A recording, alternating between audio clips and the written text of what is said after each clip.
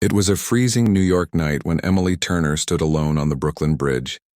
Below her, the dark water flowed silently, and it felt as if her life was moving the same way. Quiet, heavy, and endless. 3 years earlier in this very city, she had fallen in love with Daniel Carter, a man she believed was her entire world. Daniel was charming, confident, a successful real estate agent admired by everyone. To Emily, he wasn't just a boyfriend, he was her shelter. When her parents died in a car accident, Daniel promised he would never leave her alone. Emily trusted him blindly. She gave him her savings, her future, and her heart. Then one day, everything shattered. Emily discovered that Daniel wasn't only cheating on her, he was involved with another woman named Sophia.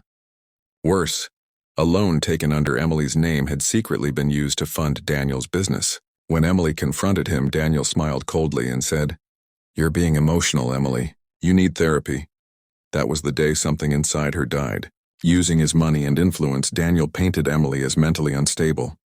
Friends turned away. She lost her job. One night, the police took her in for disturbance. From jail, Emily called Daniel. He ended the call without a word.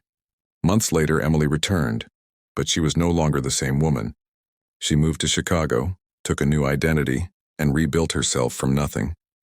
She studied finance and data analysis, learning how money moves and how lies hide inside numbers. Slowly, she uncovered the truth. Daniel's empire was built on fraud. All it needed was one spark. Emily entered Daniel's company as a fake investor. He never recognized her. In fact, he trusted her.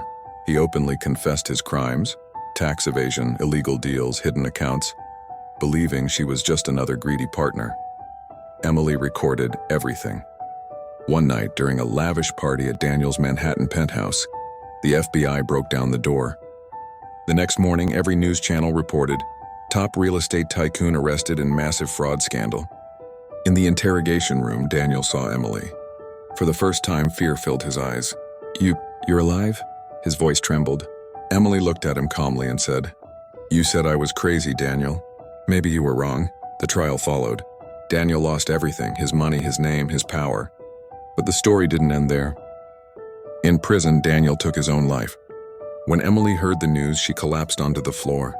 Tears streamed down her face, but there was no joy in her heart. Revenge had been completed, but the emptiness it left behind was deeper than the pain she had started with. Emily returned to the Brooklyn Bridge where it had all begun. She looked down at the water and whispered, "Revenge heals the wound, but the scars remain."